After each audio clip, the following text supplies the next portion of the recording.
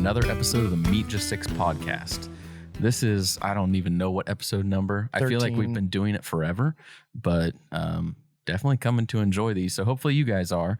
But the most important thing that I enjoy every time is the beer of the day. So let's get to the most important thing of the day, the beer of the day. I'm half convinced that that's the reason we do these, is so that you have an opportunity to drink and talk about beer.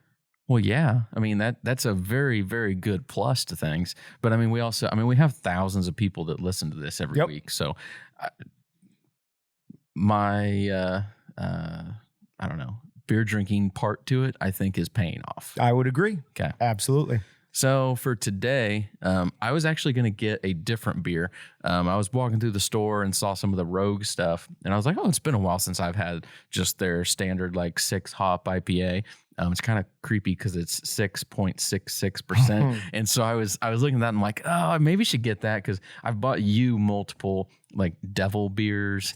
And so I was like, that would fit well into stuff I've picked before. But then right next to it was a beer called Bat Squatch. And it's got this hideous looking like Sasquatch, Yeti, bat creature on it. And so I was like, I can't not drink that now. So it's good. It's I would just kind of say it's a fairly standard IPA, a little more on the citrus and tropical side, but the IBUs are only like 54. So it's not very hoppy, but it's good. I might get it again someday, but for now, this may be the last time I drink it for a bit, just because it doesn't really stand out to me. It's not special. No, it's not special. That Bat Squatch looks exactly like something a talented, like 10-year-old would draw with their nightmares. Yeah, probably. I mean, it's definitely, it's pretty cool. Yeah, that's a good way to describe it. It looks like a nightmare creature. Yep, absolutely. Yeah. So I got, we think it's Migos, but it may be MF Ghost, but we think it's Migos Sandia. It's from the Paradox Beer Company. Its description is tart, funky, fruity, salty, dry. So, I mean, that's a lot going on right there. I've never had anything from this company, Paradox. Have you? No, never. This will not be the last thing I try from them because this is delicious. I don't know if they have a whole lot. The section of their stuff was pretty small. Was it? Yeah, it may be kind of hard to come by. Did you see on there where it says they're from? I did not, but I'm sure it's on here somewhere. Alcohol is only 5%, so that's not great. Oh, it's in Divide, Colorado. So that's not hard. Yeah. Oh. Cool. But yeah, no, absolutely delicious. This is top 2 or 3 sours I've had on here. Really? The number one is definitely that Trappist ale you bought me. That was incredible. That was also the most expensive beer I think we've had on here. Sure. I mean, that was up there with best beers I've had, period. Yeah. But no, yeah, this is really good. Now, as far as mystery meat, I really don't want to do this segment today. We're getting right to it because you go from good alcohol to bad alcohol. Or maybe you go to bad alcohol. Or maybe, but that doesn't seem likely to me. I guess we'll see. So we've got a patty here that I made. It is a breakfast sausage, and it has high temp cheese in it, just to make it a little bit more difficult on you. There are red pepper flakes. There are red pepper flakes. I didn't think of that.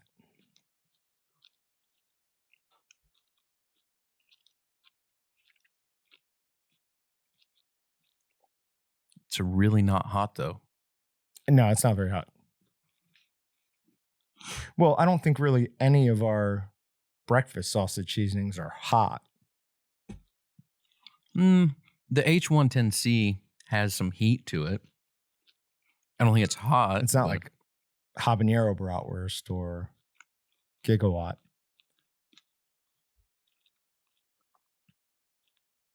Well, I'm just going off of pictures. Okay. I'm going to say it's either. Nope. You'll get no reaction with me. The number 147 pork sausage, or it's the 1504 CSX pork sausage. Because it's not the H110C. I won't be changing my facial expression at all until you make a guess. But there's too many of them that it can't be. I know it's not a number of these because a lot of these don't have any red pepper. I'm 100% confident that it is one of those two. The question is, how confident am I of which one it really is? Um,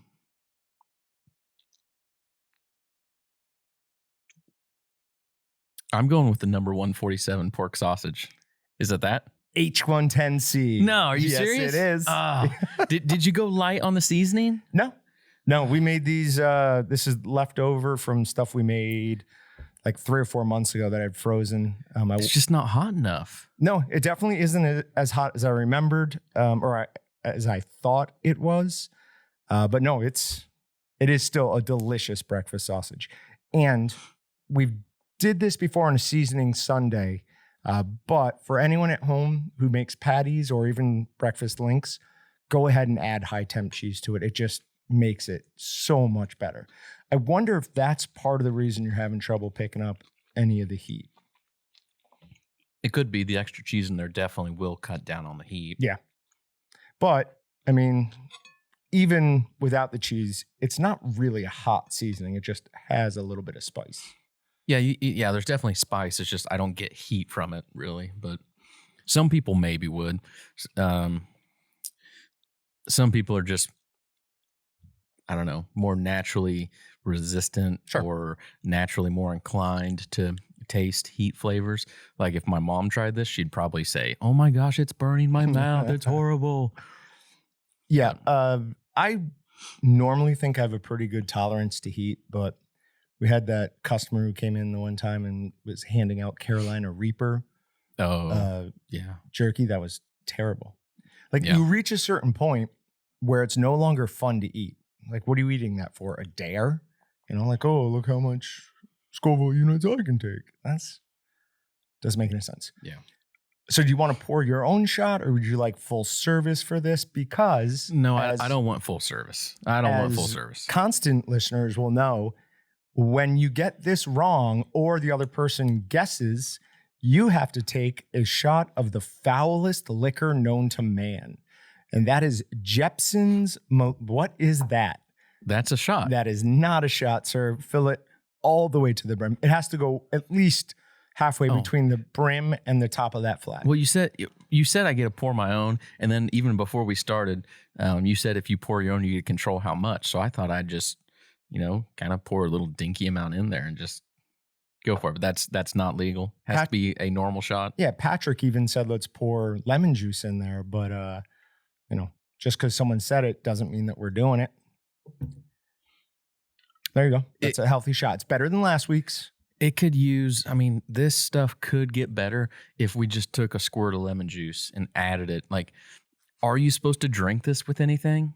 I don't think so. Okay. Well, no, this stuff, I think the best way to get it to be better would be to pour it down the drain and then fill that up with water. Here we go. You got to let it sit for at least a couple of seconds there.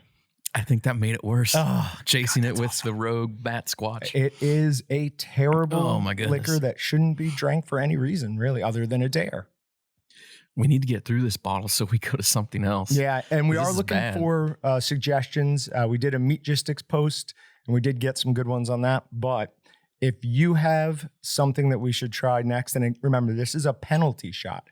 It's not something that we should be enjoying. Go ahead and email us at podcast@waltonsinc.com.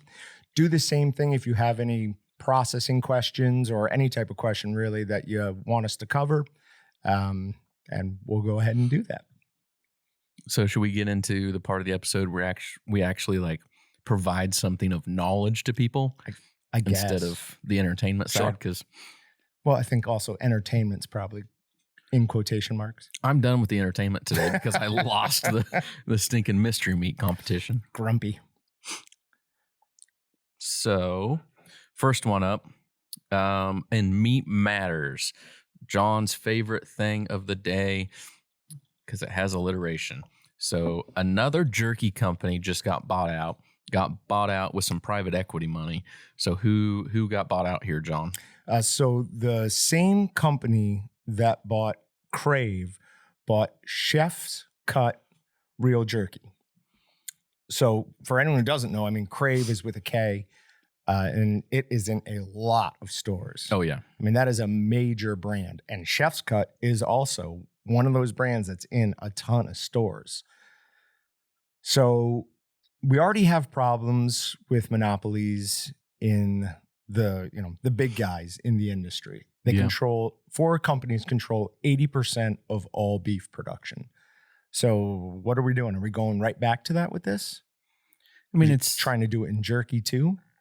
I mean, it is what you see in capitalism, though, in that people are going to buy out other people because they think they can make more money doing it. And so they're going to do it. And I feel like that's where capitalism leads us. At some point, capitalism is also probably going to break some of these places up, because I feel like you get so big at a certain point that you stop making as good of a product as you would if you were hand making it. So I almost kind of hope that the more consolidation we see, the more we see people going, hey, it's not bad. That stuff's good and it's convenient from where I can get it in like every grocery store, gas station. But I'll take the extra 2 seconds out of the day to buy the local jerky, or maybe it's not completely local, but the smaller brand. And I think you'll see shifts over time. You're always going to see people build up and acquisitions go on, and then you're going to see it shift and change and go another way. Yeah, it's the same thing with like Anheuser-Busch and Coors. For a long time, they controlled 80-90% of the market share. Yeah. And then all of a sudden, here came all these amazing American microbrews, and they really have taken a serious dent out of that.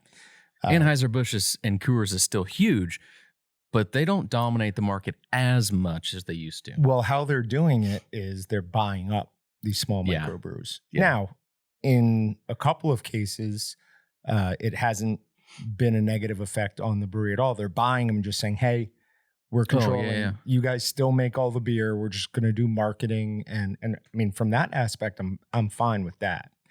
As long as I can still continue to get these crazy type of beers I like. And like you said, when they buy that brewery, I mean, they're not just like shutting it down and taking production to their own place and doing the huge mass market production. You're still getting that local touch to it. Who owns it at the end of the day doesn't matter as much as I think what changes in the processes. It's just usually you see that getting absorbed, and it probably will happen eventually. But they at least start out, and you know what? Who owns it doesn't matter as long as you get the same quality product. My biggest concern is usually the quality starts to degrade over time. Yeah, it's the same thing when Volkswagen, whoever it was, it was some American company bought Saab. Saab refused to, make any cuts on their spending. And what finally killed Saab is they wanted to have a GPS system that they had created from scratch. And it must have been Ford, because Ford's like, no, you're just using this.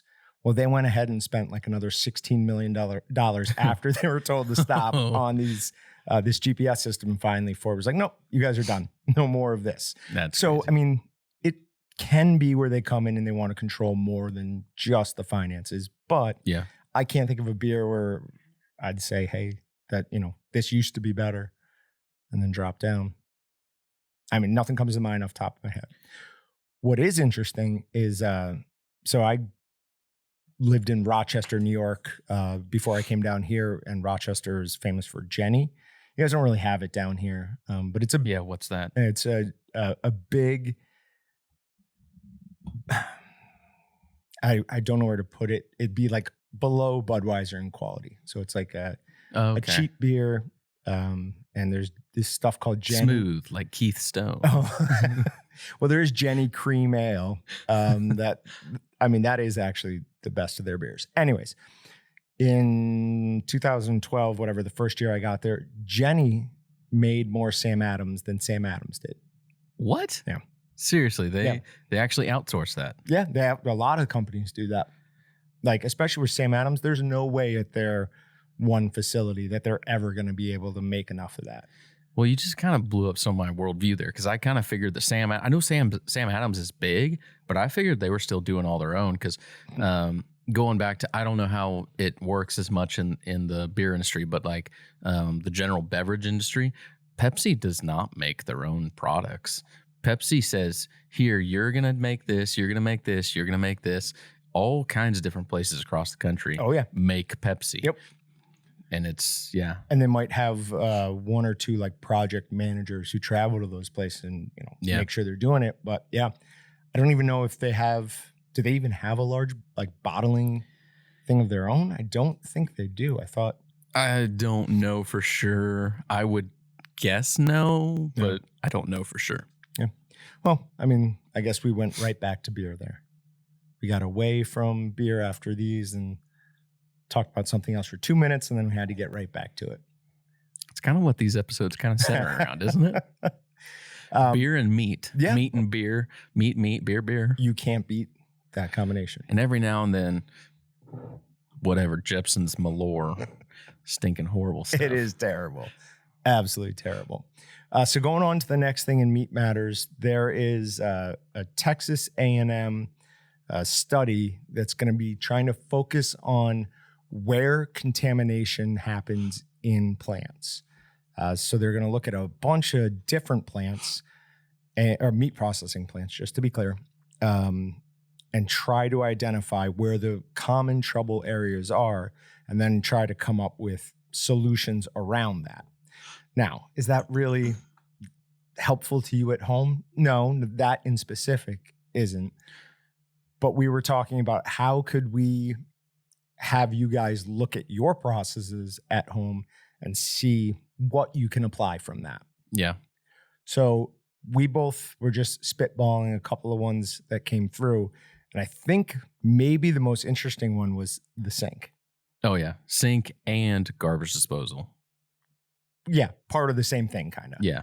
So if you've run your garbage disposal, if you ever actually look at it while it's doing that, you can see all sorts of things coming flying. I mean, most of them have that little plastic thing that kind of stars. Yeah, but it doesn't block 100% of things. No, not even close. No. Not even close.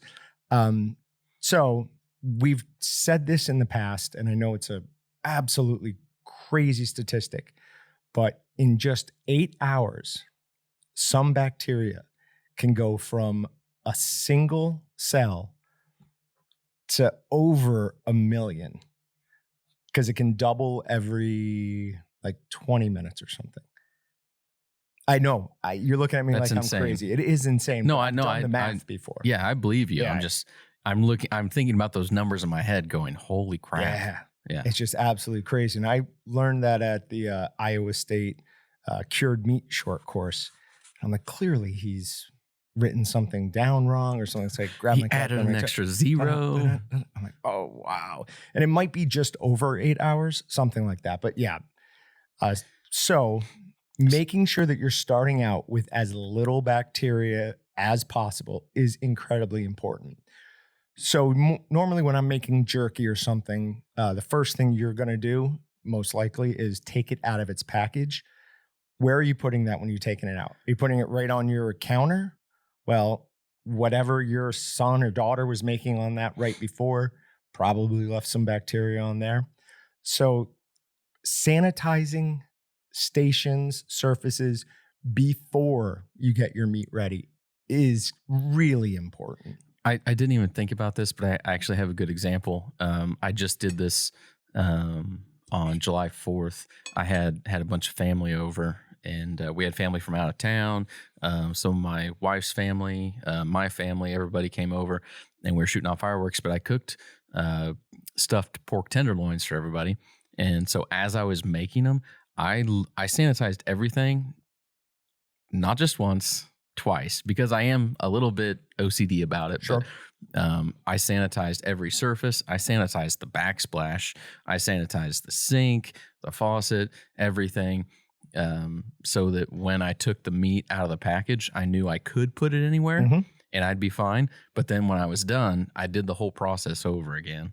But some people, and I still do it too. I get something out for a snack or dinner, and I just go, the counter looks clean. Sure. Slap it right on there. A tortilla with some meat and cheese, and just throw it on there. You don't need a plate, but you really ought to sanitize every surface you're using, and before and after. Yeah, my wife was yelling at me the other day because I put a tortilla down. I put chicken, cheese, a couple other things in it, and then I just picked up the tortilla and put it in the microwave right on the thing. So, what are you doing? That is not what my wife sounds like. Sorry, honey, for listening. But another thing that a lot of people don't pay any attention to, and it's touching a lot of your meat, is your knife. Mm-hmm. You definitely should be sanitizing your knife. If you're using it to slice jerky into thin pieces, first of all, I'd highly recommend you stop doing that and get yourself some sort of slicer. It's going to do a much better job. It's much easier. So yeah, definitely do that. But second of all, if that knife has anything on it, you're literally touching every surface. Mm-hmm. I mean, could be hundreds of surfaces. So sanitize that. Any equipment that you're using, if you're grinding, make sure that you're spraying down the throat with some sort of sanitizer. And you want something that's can be a no rinse sanitizer. You don't want to spray it down there. Then you have to let it sit. Then you have to wash it off. Just the Maxim hard surface quartz sanitizer that we have is a good one. 60 seconds. You just have to let it sit on there for 60 seconds and it's no rinse. So then after that, what else do we? Oh, it's kind of with the first one, meat lugs, meat pans, anything like that. But yeah, as long as you're doing that, your surfaces, your equipment, the knives, by the time hopefully your smoker or whatever is clean. And for something like snack sticks, you're just looping that over. But if you're laying your sausage out, give your axe a spray for sure. I usually neglect the smokehouse just because I'm like, I'm going to fire this up and going to heat things up. And the surface of everything in there is going to get hot enough a lot faster than the snack sticks. I mean, because you're usually talking metal. Yeah. So it's going to equalize with whatever your heat temperature is. You set your smoker or whatever to quickly. So as soon as you get to 160, you're good.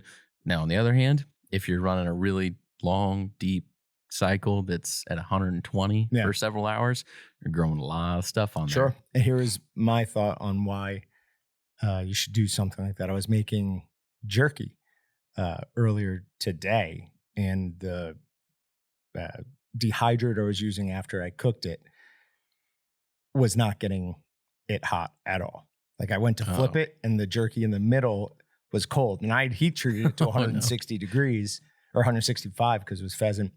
And I just touched some in the middle, and I put the extra sugar on it because I'm using our teriyaki, which is very hot for a jerky. Yeah. So it was cold and sticky from the, all the sugar in there. I was like, oh, that's terrible. So we were using a competitor's dehydrator, right? Something that wasn't our own. Clearly not ours. Clearly not ours. But yeah, so obviously keep that in mind, guys, when you're doing any type of processing. So I was watching an interview with two assistant professors in Wisconsin, I'm pretty sure. One of them was Andrew Stevens, and he's an assistant professor of agriculture economics. So that's very specific. It's very specific, but that is a position that there is obviously a need for. Yeah. I mean, a good amount of farming, livestock, all that is the economics that go into it. So you do need people to study that. But they were just talking very broadly about what had happened with COVID, what were the root causes, and they kind of got into a little bit of, a takeaway from it. But I don't want to put words in their mouth. So what I'm going to say is just my belief on it. Gotcha.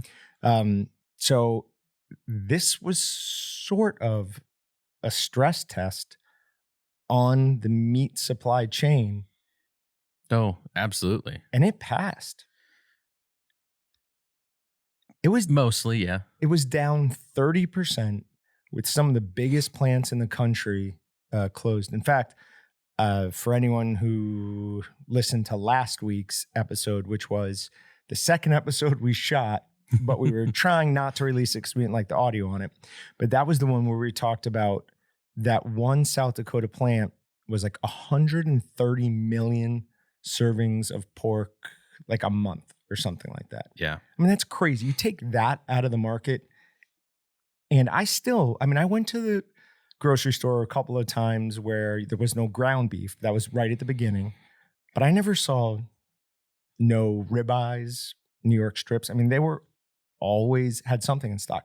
Price was up. Yeah, I think people wanted to buy the cheaper stuff though, because I saw a lot of things out of stock. I went to Sam's when things were going on, and Sam's was out of so much. But the nice cuts, Yeah. they were there. It's because people I think wanted to just buy the cheap ground beef and stock up on that. Yeah. Now, that's also another fair point. Sam's did seem to suffer more than just my local Dillon's, and certainly more than my butcher shop. Oh yeah, absolutely. The butcher shops, the local butcher shops, I don't think suffered as much. They've been struggling to keep up with some of the demand, Right. but I don't think they've been as out as some of the No, other places. definitely not. I wonder how much a medium sized, but like Yoder's around here. I wonder how much, if any, they cut for not their shops. Like if they cut any and sent it to Dillon's, like To Dillon's, probably not. because they're such big competitors. Yeah, no, well, Dillon's is probably buying everything from Cargill or JBS, something. Tyson, Okay. Cargill. Yeah. Now, on the other hand, there are some small to medium sized guys that are running as a wholesaler, like a JBS, Cargill, Tyson would. Right. I mean, you can still buy Tyson from the store, but you don't find like JBS or Cargill No. in the store. They're wholesale pretty much only. But like Walnut Valley, Yeah. that's a lot of what they do. Is they're cutting up and they're taking boxed beef, pork to other processors around here. They probably do. They do. I know they do a lot more of that than they do their own retail. I don't know, and I don't want to get too deep into how much and what they do, but I know that is more of their business plan. From the last time I talked to them, is more of the wholesale business. So you do get some of that, but I still don't think even a place like that. I doubt that Dillon's is buying from them. So who is buying from that? A small grocery store that just has like one or two locations and doesn't have a meat cutter? Yeah, it's either going to be another small to mid-sized butcher shop, maybe a small grocery store, small chain. It's going to be somebody who is in the same small to mid-sized market and just doesn't. Somebody else may still do slaughter. They may bring beef or pork in, but their customers are wanting more ground beef than they have, or they're wanting more steaks, or they're wanting more pork butts. Because if you think about it, demand is not equal in that how much of different cuts out of pork or beef are you going to buy? Do you equally buy every cut of meat? No.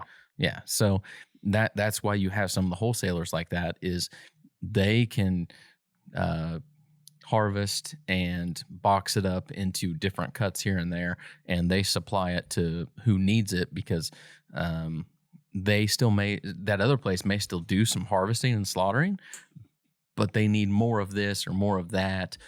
Some places don't do harvesting or slaughtering at all, and they bring everything in. Okay, but if I'm a butcher shop and I do some of my own slaughtering, anything I'm looking for beyond that, aren't I just buying boxed beef from a place like JBS or Cargill? But I'm not paying someone else to be in the middle there. No, that's what I'm saying. You could buy from like a Walnut Valley. Right. But okay, so you don't think that they have the buying power to go right to Cargill. So they have to have an intermediary there. No, I think maybe we're confused here. Okay. Like Walnut Valley is harvesting and then selling boxed beef, boxed pork, whatever. So they're buying it from them instead of JBS or Cargill. Yes. Okay. Yes. But they are sending them boxed beef. They're not sending them, or boxed beef is all primals, yes? I mean, yeah, it could be, hey, I want a box of prime rib. I want a box of pork loins. I want a box of briskets. I want a box of whatever. Okay. Does that make sense? Yeah, it does now. My understanding of what boxed beef was incorrect. So they're sending them primals. Well, and it could just be ground. It could be pre-ground, ready to go meat too. Okay. I mean, it could be anything. So you could order ribeyes. Yeah. Huh. Okay. I didn't think they'd break it down that far. And still call it boxed beef. I don't know if Walnut Valley would, but I mean, you can buy. Sure. Yeah. I'm not saying just Walnut Valley, but okay, cool. Well, that makes sense for sure. Interesting. Well, we're learning new things too. But a point they brought up is farmers and livestock businesses are the ones who really suffered during this entire thing. Yeah. As consumers, if you wanted certain cuts of beef, I don't think pork, but just beef, yeah, your prices went up, but there were farmers that were euthanizing, I mean, plenty of pigs I know of. We had a guy come in here and try to sell us a pig for like basically nothing. Did you end up doing that? We didn't. Okay. We couldn't make it work. And I didn't hear many stories, at least, of cattle having that done too, but I'm sure it did. I mean, it must have. They might have more wiggle room because I know you, me, and Dylan were talking about this before in like kind of the whole lifespan of different meat products. Like poultry is the fastest. Sure. You can't have a chicken that can hang around for an extra year. No, like you're not probably not even a couple months. Yeah. Pork is longer than chicken. Right. Beef is the longest. So, maybe on some of the beef, people were able to hang on to their cattle for an extra month, 2 months, 3 months. It's not as time specific as like poultry would be. Right. My other thought on that is with cattle, he offered us a pig for basically nothing, which was cool. But had he offered us a cow for that, I would have made it work. I see more value in a cow than I do a pig. There's more meat. There's more types of cuts that I want to eat. Yeah. So I would have moved heaven and hell. It would have made it happen. So, I would have enjoyed watching you try to handle that. That'd have been entertaining. Yeah. Probably would have broken a couple of zip saws. Probably. I'm sure. So for anyone who doesn't know, there are a couple of different zip saws that we sell, and it's just a reciprocating saw. Think of a Sawzall just on steroids. Some of them they're all the 444 and 404. You don't need a balancer for that, right? No, so the well saws, no. Okay. The zip saws, no. Right. Those are not meant for splitting. Right, that's what I was going to get to. Not meant for splitting. We do this. We will not honor any warranty if someone uses them for splitting because you will destroy them. When I used to work in customer service, there were a couple of places who would buy a couple of 404s a year. And, it got to the point where a few of them were like, all right, listen, we know what you're using this for. We've told you it's not a splitting saw. We're not honoring any type of warranty. And they're like, yeah, okay. Like if it's worth it to us. It breaks down a couple times a year. We buy a new one, just throw out the old one. Yeah. I'm like, if you saved up for like 2 years, you get yourself a serious splitting saw. That's going to last for years after that. Those things look so amazing. They're menacing. So it's basically a motor and a handle and then a large blade support that usually arcs up about this. And then the blade goes back and forth in between. And they weigh several hundred. Well, they weigh over 100 pounds. I tried to pick one up as a joke once without a blade or blade support on it. I was like, oh my. So what it has is it's like a counterweight system that runs up and they put something on the other side that's basically the exact same weight of the saw. So you can move it without really having. Little to no effort. And they sell the balancers, which are fairly expensive. But I talked to plenty of guys who made their own balancers. They're like, why would I pay for that? Like, I could definitely make that. Yeah. So that was what I was going to say. We would have run through more than one or two splitting saws on that. Breaking saws. Or breaking saws, yeah. So a splitting saw is designed to go straight down the spine. And it's just going to chew right through it. That 404, 444, whatever is going to get caught up there. Oh, yeah. But yeah, we should sell a good amount of those. So one of the things that I thought was interesting is he was talking about why it hit the meat processing industry as hard as it did. And the most obvious and seems to be the biggest factor was if anyone here has not been in some sort of meat processing plant, don't think of it as some big building with certain areas cold, certain areas not. Think of it as as small a building as possible. Then the whole thing is refrigerated, or at least a large section of it is refrigerated. And when you think about it like that, you realize why people are in there basically shoulder to shoulder. I mean, it's one of the reasons.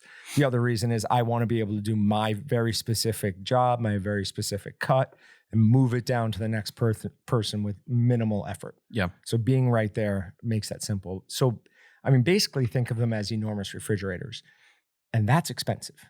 Oh, yeah. Yeah. Refrigeration is not cheap.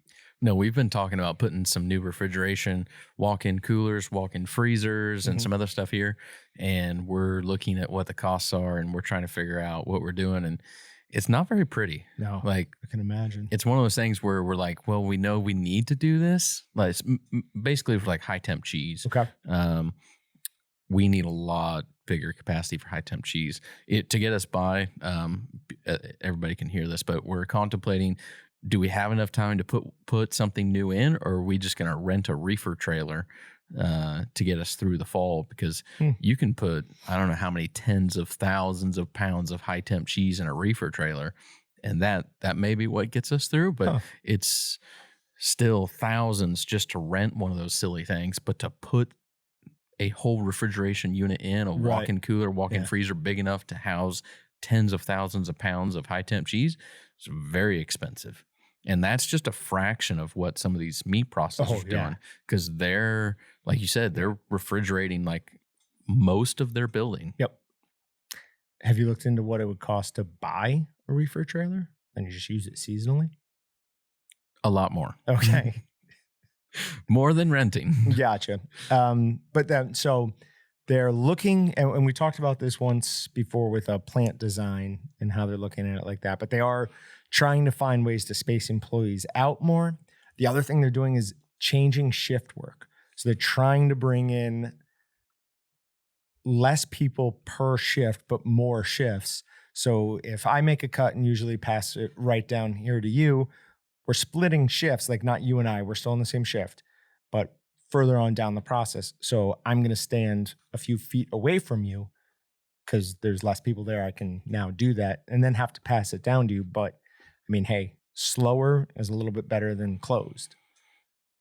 Yeah, because I think some of the smaller places aren't having as big of an issue, but the bigger plants, that's why you saw a lot of them shut down. Yeah. I haven't seen any more about big plants getting shut down here lately, but I also haven't probably paid attention to the news as closely. But in the big plants, I mean, it's more of that assembly line, like you said, where you make one cut, pass the next person, and there's so many people. You're talking thousands of people in one building. One person gets sick, and you're gonna pass it around. It gets to the point where all of a sudden, out of 2,000 employees, you got 500 sick, and you can't run. So they're still having some problems with people getting sick in the processing plants. But I think a lot of you wouldn't know it by what's going on right at the moment, at least from what the government's telling us. But I think a lot of the fear, like the hardcore fear, is gone from people. I think they're like, all right, he got sick.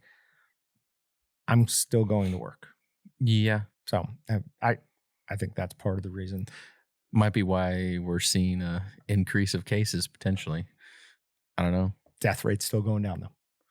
That's the important part. That is the important part. Sick is no fun, but death is much worse. People always get sick, but people can get better. It's the death. Yep. It's the death rate that, in my opinion, is the biggest thing. Sure. Because I get sick every year with something, but I don't die every year. Haven't died yet.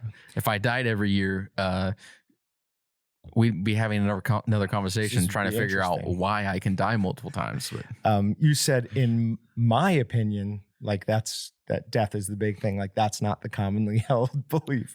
Like I know you guys think differently, but in my opinion, no. Most of the times you see on the news, all they talk about is like the number of cases. Right. That's all they care about. Oh, we had 10,000 new cases today. I mean, yeah, people will get sick, and being sick is not great. Like we don't want to get sick, but still the important thing is how many people died, because that's what we need to minimize. Yeah. And then another thing that they're doing, and I've seen this in certain gyms, in between each cardio machine, they're putting up plexiglass. So it's stopping you from, your particles from your breath going on to other people. To kind of make a joke, and I don't know if this is appropriate or not, but I'm sure it is. going to do it. 2 or 3 years from now, we're going to have a lot more head injuries from all the plexiglass that everyone's putting up everywhere that we all start running into. Yeah.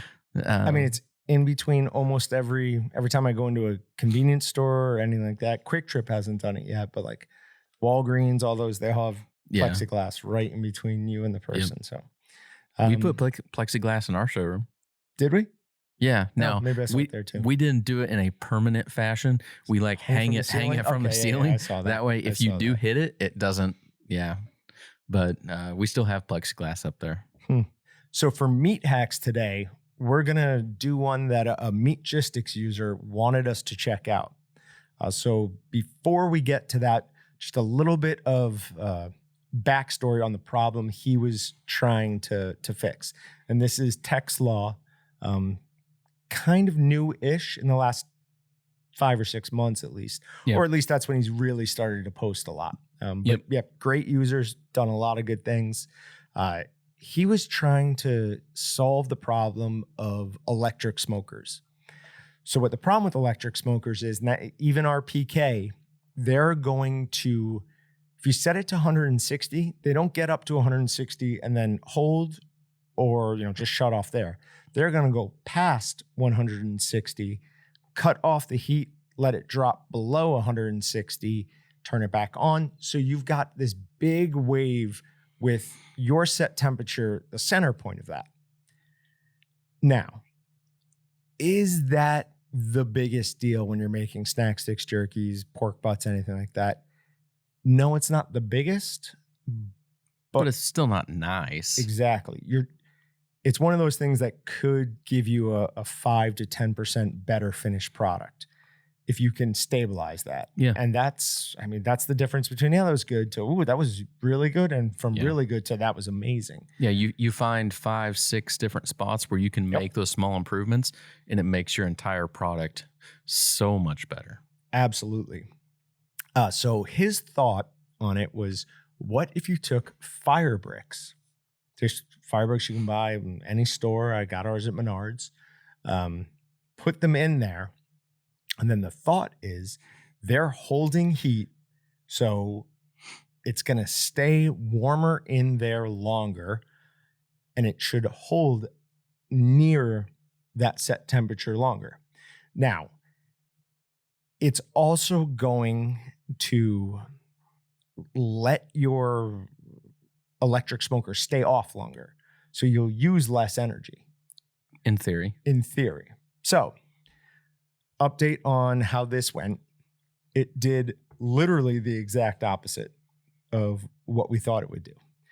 It went from 150, when I had it set to 106 or 160, it went from 157 as the low to 176 as the high, which was about 4 degrees more of a swing than if we just had nothing in there. Yeah. So I reported that to the guys on Meatgistics, and it was Glenn who actually, who's another somewhat new user, who asked where I put the bricks. Now, I didn't even know where the heat sensor was in the PK. I had never thought of it. Really? Never even thought of it. It's fairly obvious. Like, I don't want to point you out too much, but if you open up the door, you can see it. How often do you look way in the back of the smoker, though? I'm more observant than you, so. I guess. I don't know. I guess so. But anyway, so I had put them all right around that. And he just said, why don't you try moving them away? Because I could see how that could mess with your readings like that. I don't see how it could do it, but I've learned, I'm smart enough to know when I'm not smart enough to get what someone's talking about. And I'm like, okay, I'll try, sounds good. So I put it at the bottom, kept it as far away from the sensor as possible. And it took it from, again, it was 157 when I had it set at 160, all the way up to 176. And they were steep. They were really steep curves. Like, it was not gradual at all. And putting them at the bottom made it go 159 to 165. That's acceptable. Which is phenomenal. Yeah. Now, I had 6 blocks in there. I think 6 blocks. and I had them all the way at the bottom, so they weren't taking up a ton of room, but they did take up a total rack.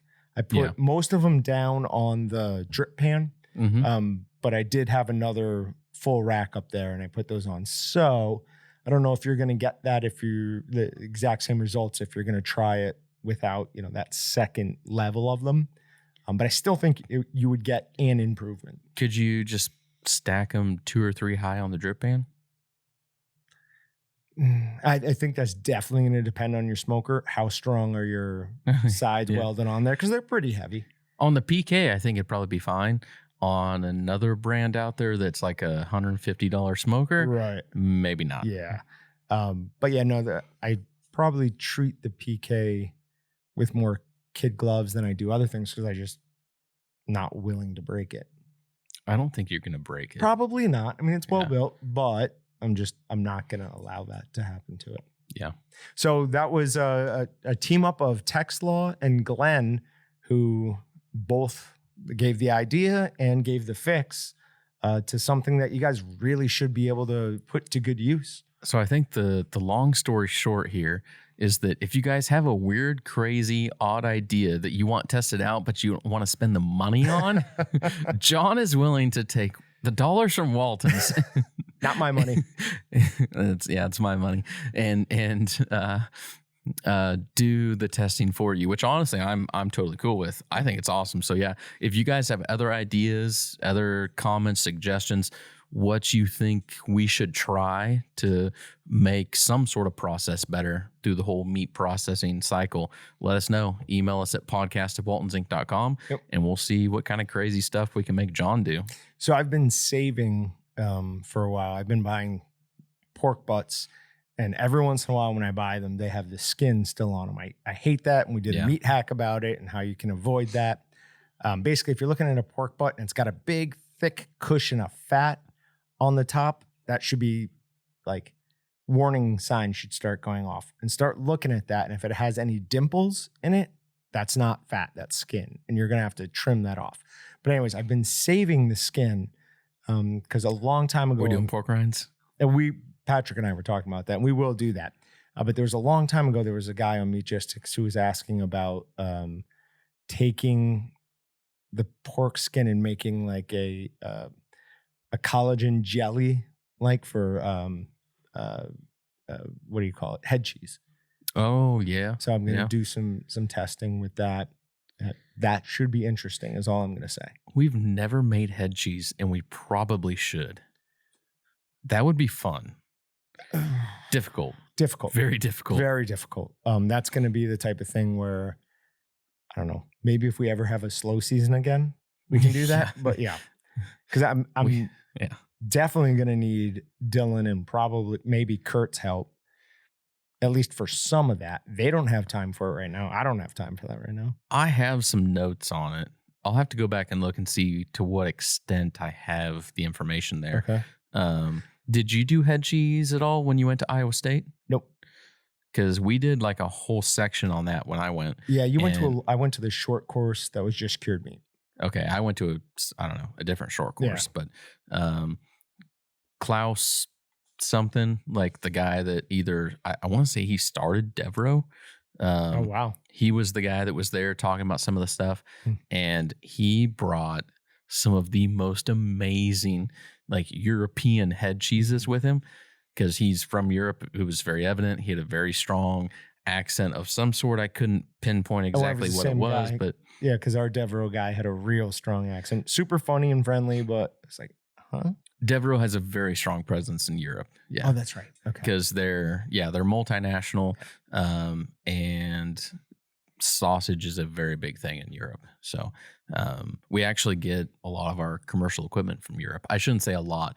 We get some. Tulsa. Don't put me on the spot. I don't know. I know we get Tulsa from Europe. Dadaw. There's others I should know, but a lot of our commercial equipment comes from different places that are still big in sausage making. That's not the U.S. You don't see a lot of U.S. manufacturers on that stuff. You either buy something cheapo nasty from China that I mean, I shouldn't say cheapo nasty. It's just, it's still okay. It's just not as good Sure. as somewhere else. But you find a lot of stuff from like Europe, Australia, some of the other places around the world that, yeah. So would smokers be kind of the one exception in that rule? Yes. Because Pro Smoker and EnviroPack. Yeah. Because it would be astronomical to ship a smoker overseas to Good the call. U.S. So yeah, Good that's, call. I think why you see a lot of smokers being built here. But don't remember where we were going now. Klaus. Head cheese. Yeah. So head cheese, I looked at it and I'm like, I don't think I want to eat that. But I tried the stuff and it's surprisingly good from what you look at. And you're like, that's weird, but no, it's good. See, I like head cheese. I like souse. I mean, I like really, if it's not mashed potatoes, pretty much like it. It's the only type of food that I actively hate. How? They taste like, have you ever had really cheap vodka? Yeah. Have you ever drank really cheap vodka until you throw up? Yeah. It's the exact same taste. Cheap vodka and mashed potatoes taste the same to me.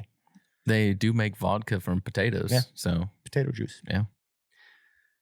All right. So moving on to a featured product, which I'm going to bring up here. A lot of people will recognize the shape of it, what it is, but it has been out of stock for a very long time. Year and a half, 2 years. And it's a terrible thing because it is a great piece of, it's not even a piece of equipment. It is an accessory to a piece of equipment. Yes, yes. And this one we're having made specifically for us. It is the Waltons Quick Patty Maker. So this is a very similar design to what we had before. Some of you might recognize it as the Rapid Patty Maker, but it is now the Quick Patty Maker. I never liked the term rapid, so I just decided that we needed to change it. Quick sounds better. I think so too. So it's going to hook on to, I think, anything from an 8 to a 32 grinder.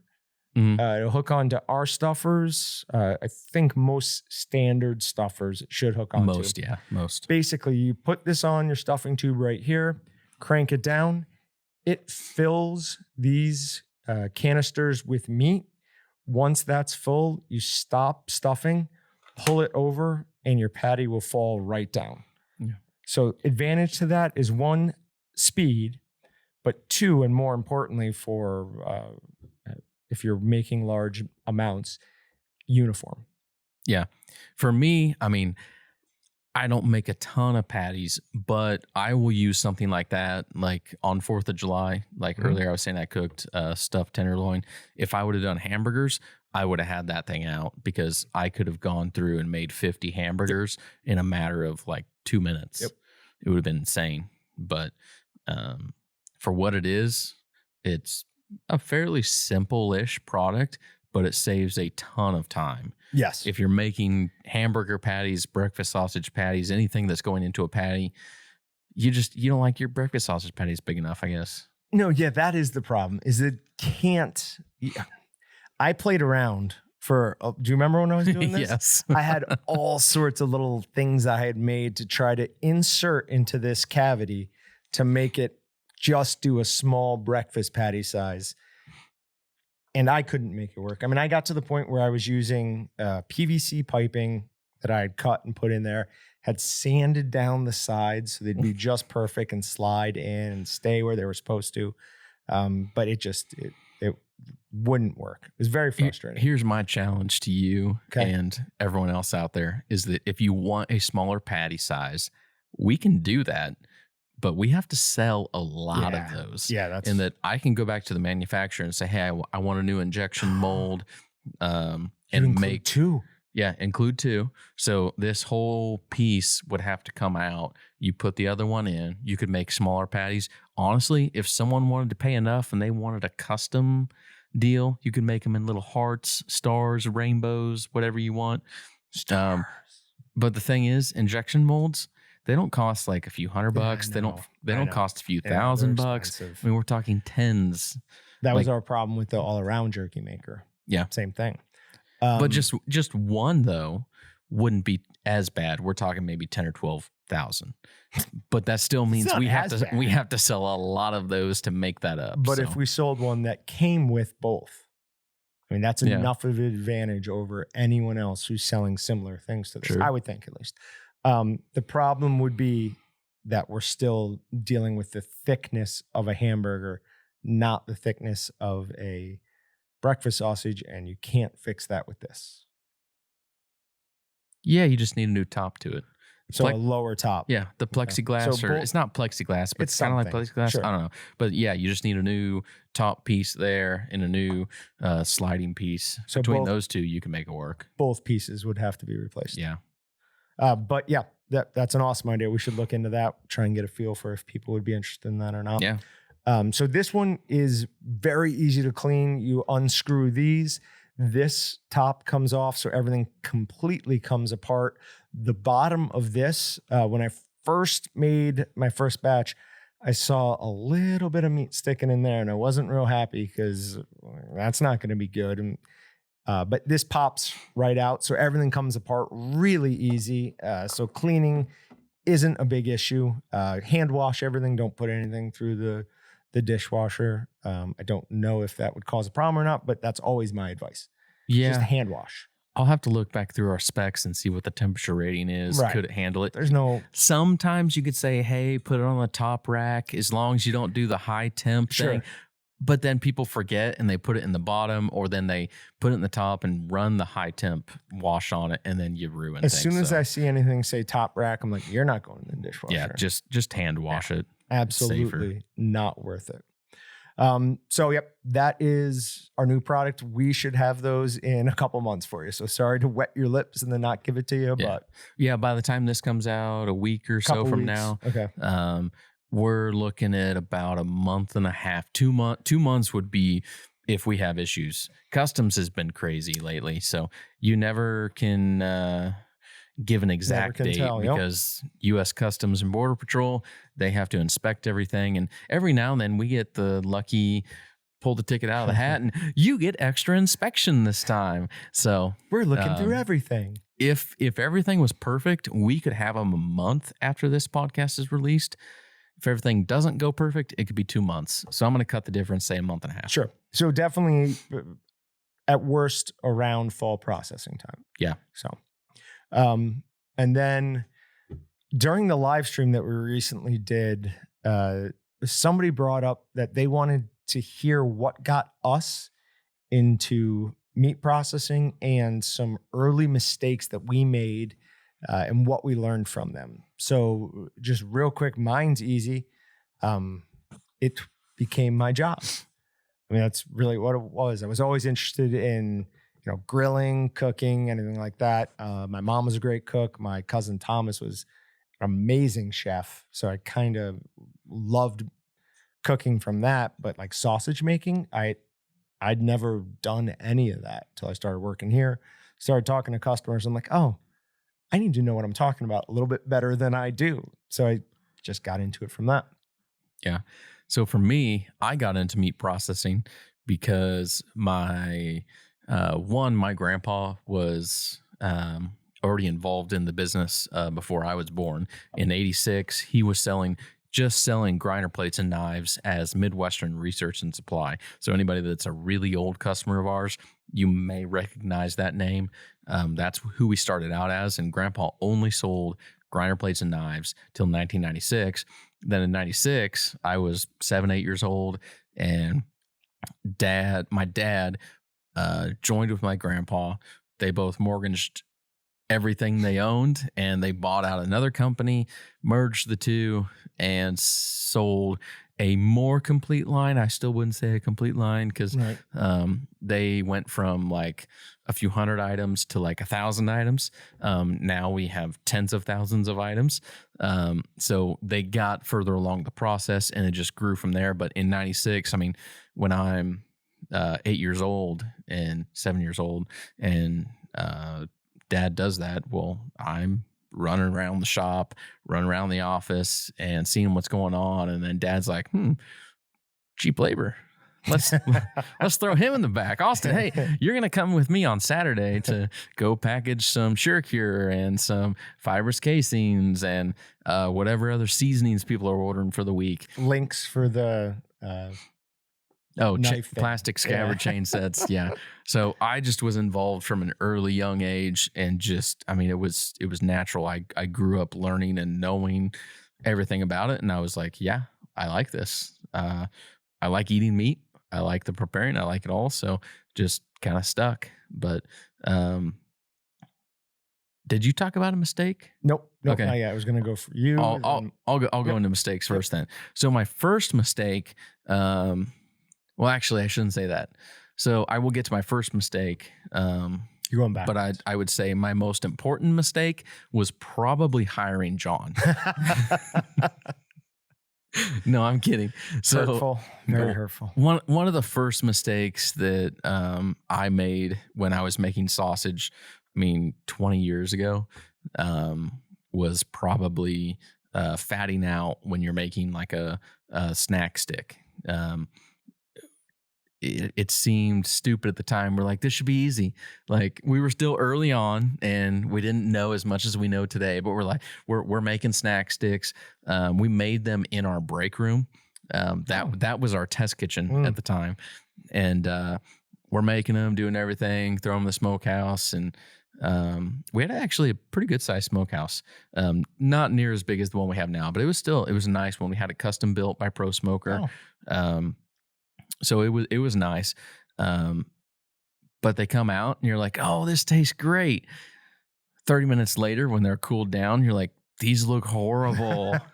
They fat out everywhere. And you're like, what did we do wrong? We did everything right. And no, going back through it, we didn't mix enough. We didn't do the right cook cycle. And when you do those two things wrong together, oh yeah, you're going to fat out. Did you use a binder? At that time, probably not. Probably not. We probably didn't use a binder either. But like I said, that was 20 years ago, and we've learned a lot. And that's a simple thing that you can fix. But at the time, we're like, we should make our own snack sticks, and didn't turn out very well. Sometimes sounds easier than it is. So for mine, we've told the story before, but the adding, 100 times too much sodium erythorbate to a product, that was definitely one of them. Luckily, no one ate that. But another one would be, I was making snack sticks and mix, just mixing. And I'm like, it doesn't look right. It's not getting that brownish gray. It's staying pretty pink. Like, I know I put the cure in.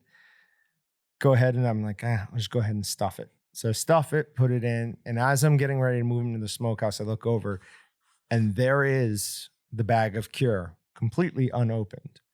I never added it to it. So that's good. I had to slice all of the casings open, put it back in to a mixer, add that, restuff it.